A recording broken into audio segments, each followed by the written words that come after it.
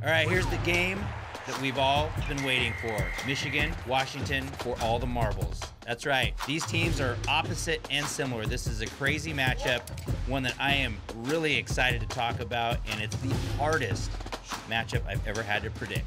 Let's go ahead and get started. All right, this game is everything you'd want in a national championship. The W for Washington, West Coast offense. The M for Michigan, Midwest defense. This is the #1 passing offense in the country against the #2 passing defense in the country. You've got the blue blood Michigan Wolverines, right? And the blue blood Washington Huskies. However, both programs have been fairly dormant for the last 20 years as far as the national landscape goes. Washington more dormant than Michigan, save the Chris Petersen era. They are back, and they're both resurgent, and it is time. One of them is going to get over the hump and win a national championship. They both just won their first playoff game. These teams are eerily similar and eerily opposite. This is just really interesting to me. You have Jim Harbaugh, right? Everybody knows who Jim Harbaugh is. Not many people know who Kalen DeBoer is. So the storylines just kind of go on and on and on. Washington season highlights. Let's go ahead and get into it. Undefeated Pac-12 champions. Their best win, Oregon twice. They won at Arizona, and then they just beat Texas. On offense, the best passing offense in the nation. Dylan Johnson, as their running back, surpassed expectations. I think he was a big key to their success this season. The defense is bend but don't break. I've said this before, but they're one of the best second half defenses in the country. All you have to do is look back at all the second half performances, and you can tell that they did everything they needed to do. They got every stop. These guys show up in the second half. The Utah game's a really good example. They shut Utah out. It was tied 28-28 at halftime, and then they shut Utah out in the second half. Just this defense is gritty. They make plays, and when they have to. Michael Penix Jr. and Rome Odunze could be the most lethal combination in the entire country. UW's they have the best offensive line in the country, won the Joe Moore Award. Braylon Trice is one of the best edge players in the nation. Jabbar Muhammad, one of the best cover corners in the nation. And Kalen DeBoer, National Coach of the Year. Ryan Grubb, probably the best offensive coordinator in the entire country. So those are some things about Washington, some highlights there. For Michigan, undefeated Big Ten champions, the best wins at Penn State, Ohio State at home in the game, and then Alabama in the Rose Bowl. That was a very impressive win for those guys. Their offense is steady, efficient. They like to pound the ball in the run game. Their stats do not jump off the table on offense. It's really about their defense when it comes to statistical measurements. The defense is one of the best in the country, overall ranked #2 against the pass. On offense, J.J. McCarthy is one of the most accurate quarterbacks in college football. Blake Corum, probably one of the most physical running backs in the country. He's Michigan's leader in TDs, both single season and career. Zach Zinter, one of the best O-line in the country, first-team All-American. You've got Will Johnson and Mike Sanderstill. Mike was a receiver 2 years ago, and they're now among the best DBs in the nation. Both excellent in coverage. I think Sanderstill's been targeted more times than Johnson. Johnson is a no-fly zone for sure. One of the highest graded pass defenses, and they can all cover. So linebackers can cover, the safeties can cover. These guys really know their coverage, which is going to be a really interesting thing going against those Washington Huskies. Michigan is also, as I've said many times before, they are one of the most distracted teams in college football. There's nobody that had to deal with more distractions than these guys, and they fought through that. They fought through their coach being out for 6 games, bookended, 3 at the beginning of the season, 3 at the end of the season. Their head coach not being able to be on the sidelines. They still went undefeated, and again, just beat Alabama. Washington, you could sit here and say the disrespect has happened all year long, and what's really interesting to me for those guys, now everybody's talking about Michael Penix Jr. We've been talking about him on this show since we started. Now everybody's saying he should have deserved the Heisman. He definitely deserved the Heisman. This was not new, right? When people were predicting that Texas was going to beat Washington, I almost fell for that. And I had just, in my mind, I'd watched Penix so many times, and I watched these guys in close games, and he was true to form in that Texas game. He just does everything that needs to do. He resets his feet quickly. I said this before. He is the best in the country. He's the best I've ever seen in college at getting moved off his spot, resetting his feet, and getting the ball out quickly and accurately. just like sticking with his progression, like nothing ever happened yet. In the back, he's avoiding a sack maybe twice and then resetting his feet, keeping his eyes downfield, and throwing a strike. It's incredibly impressive. And now America knows, right? And the Heisman voters, again, I said this was such a disrespect to Penix. I think him not winning the Heisman, him being on a conference championship team, undefeated, and it'll go down as one of the bigger snubs, I think, in Heisman history, right there with Christian McCaffrey. For Michigan, nobody believed you guys down the stretch. People started to really doubt. They thought the sign stealing thing was everything, part of your success. I was there with people looking at the success of the program from the sign stealing allegation all the way through and saying it correlated. Well, you have proven everybody wrong, including myself, and saying it doesn't matter. It doesn't matter. We're just better than you. Our roster's better than your roster. Our players are better than your players. We're the more physical team. And you guys showed against Alabama something that I hadn't seen from Michigan versus the SEC teams as of late, and you guys won that game physically, even though you were getting dominated, even though in the third quarter was all Alabama. You guys kept it together, and at the end of the day, you guys wore the tide out and won the game. So hats off to Michigan. Hats off to both of these teams for being in the national championship game. It has not been an easy road for either team, but you have done it incredibly different ways. All right, here we go. So when Washington has the football and Michigan's on defense, you've got the 10th scoring offense versus the first-ranked scoring defense. Yards a game, you can just look down this list.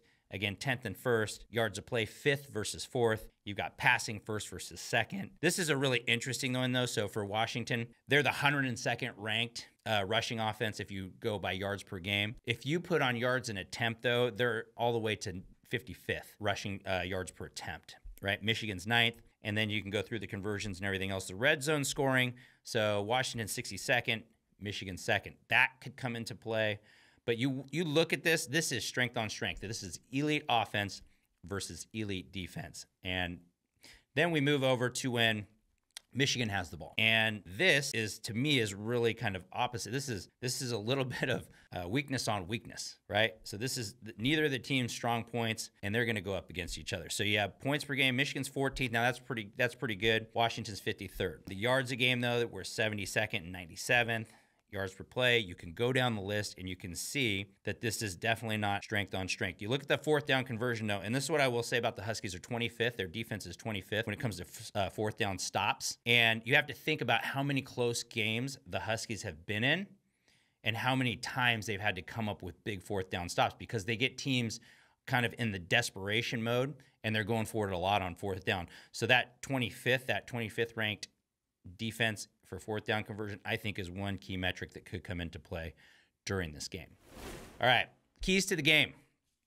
For Washington, I think, and this is kind of a what does a Washington win look like? Rushing for 100-plus yards. Okay, they ran for 102 yards against Texas, and they won that game, again, a close one, game that they really dominated, but they were stuffed in the run game for a while, and you saw them then go to Michael Penix and look for Michael Penix Jr. to run a little bit, and that opened things up a little bit for them. They had to get that 100 yards. I think that's like kind of the magic number for those guys. Passing, 300-plus yards, that's just kind of a given with these guys, but if they're held underneath that, and then those rushing yards, then that could be a recipe to beat Washington for Washington, that could be a recipe to lose. But so I think you need to get 100 yards rushing, 300 yards passing, control the line of scrimmage.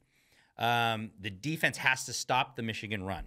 Okay, you cannot allow Michigan to sustain drives, and I'll get into why in just a minute. You also have to have your classic Washington, 8-minute drives, 7-minute drives, 5-minute drives. People think of Washington, this offense is explosive. I think of them as they are just surgeons. And they just they go down and they just, and they'll get chunk plays when they need to. They get tough yards when they need to. They're just really good. And so they have to have some of those long sustained drive and control the clock. I said this before, time of possession to me, it's not a great measure for a lot of teams. For Washington, I believe that's a pretty good measure to look at for those guys. And they have to keep Penix clean. So that's the other thing you got to do if you're a Husky. You're hoping to keep Penix from getting rushed too much. Okay, keys to the game for Michigan. Rushing 200 yards plus and passing for 200 yards plus. Maybe that number's 175 in the pass game. Maybe it's 200. It's right around there. I think you have to sustain drives if you're Michigan, even without points. So you just have to avoid the 3 and outs. Obviously, you're going to have to get some scores in this game. I'm saying this because what you need to do, and I think the part of the formula to beat Washington, to keep their offense off the field and make them make plays, right? Make it very difficult for them, but don't give them as much time. If you can win the time of possession as Michigan, I think that's your first start to a recipe for success. I think you got to be able to get pressure with 4 rushers, which Michigan has proved they can do that. You got to control the line of scrimmage, and you've got to move Penix off his spot and stay in good coverage. Okay? I say win time of possession by 5 minutes and then situationally be able to play man coverage. I think that's going to be key because it's proven to be a very tall task for any team to be able to play any sort of man coverage, especially against Odunze. He has been a nightmare for people. And then Washington just finds these mismatches with linebackers and safeties, and they figure out which one of their dynamic receivers has the best matchup, and they tend to exploit that or give them a route where they can really hurt you because they have slots that can move every single – they have NFL receivers all across the board. Okay, so if you're Michigan, you want to win that time of possession, you've got to keep the UW offense off the field, limiting their possessions, and then I say you have to get somewhere in the range of 3 to 5 3 and outs is probably a winning formula, and probably 4+ maybe PBUs, so turning completions into incompletions. Okay, as I said, now let's get into this prediction a little bit. This is a game of strength on strength and weakness on weakness. Okay, Washington's battle tested. They've beaten teams with quote unquote better rosters. Okay, they have beaten teams with better rosters, and namely, you look at Oregon and look at Texas. Right, look at those 2 teams, and people thought those 2 rosters are better. They are 3-0 against those rosters, those better rosters. Right, Michigan's similar type of roster. Maybe a little better on the defensive side. They just beat Texas, that has one of the best D-lines in the country, and they didn't allow a sack. Okay, they've played tight game after tight game. They have the best QB in the country and the best wide receiver group in the country with the best play caller. They've played some really good defenses. Now, they have not seen anything like Michigan's. Oregon and Texas probably the closest. I'd say Oregon's probably was a little bit closer to what that Michigan one is, but Michigan could cover better. And I think that is going to play into this game, significantly. When they've been in tight games, it's usually because people have been able to put pressure on Penix and make things difficult for him. So again, you have to move him off the spot. You have to get to him a little bit.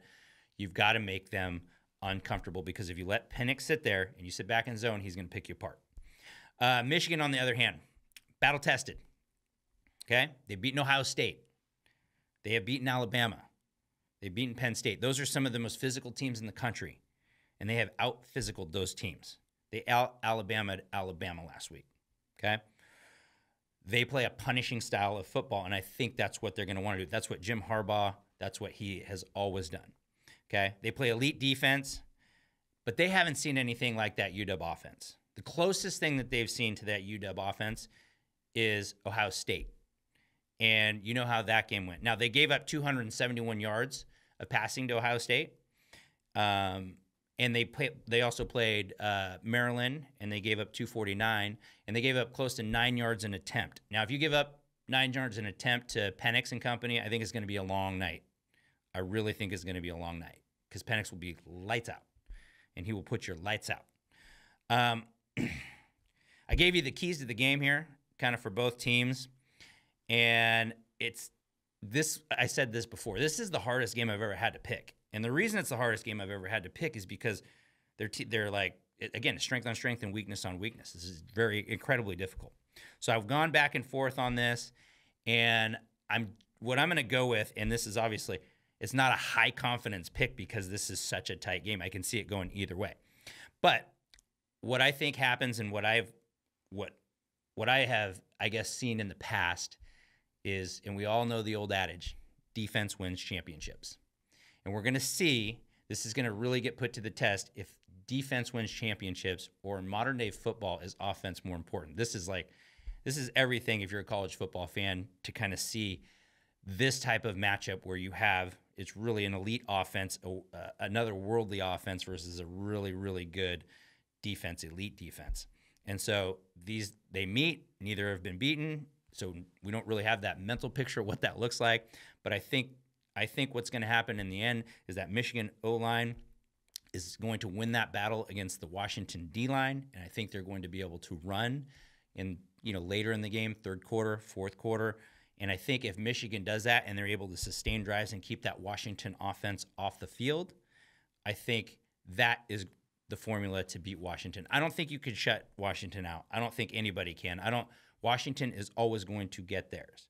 And so, my original pick, I thought that I had Washington, the Huskies, in that like 35-31 range. But I'm going to go with the Wolverines for this pick, 28-24. I think you got to watch special teams and turnovers in a game like this. It's going to be a tight game. This is going to be a fantastic matchup, a very entertaining game. And again, strength on strength, weakness on weakness. I am super excited. So that's all I got for today. So there it is. Again, I've got the Michigan Wolverines winning 28-24. Really appreciate you guys tuning in here. If you haven't already subscribed, please do subscribe. Follow us on social media. We're Sports Idol Nation on YouTube, Instagram, TikTok, and we're Sports Idol Media now on X. So for Sports Idol Nation, I'm Josh Rodriguez. Sports is in our DNA. Hope it's in yours too.